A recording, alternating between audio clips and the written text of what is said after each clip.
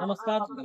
आज या ठिकाणी आपण आलाय हिंद केसरी सद्गुरू महाराजांच्या परटला केसरी मैदान आहे. तुमचा कुठल्या गटामध्ये पळाला? मध्ये पळा. तुमचं नाव काय? बैलाचं नाव काय? राईट. कोण मालक कोण आहे? होय का? किती गटामध्ये पळाला? तुम्हाला तिसऱ्या गटामध्ये पळाला. तुम्हाला सेमीफायनलसाठी शुभेच्छा. अजून तुम्हाला जोडीला कोण आहे बैल दैवत गोळेकर म्हणून सोन्या पन्नास पण तुमच्या कुठल्या अंगी पळा? होय. फिक्स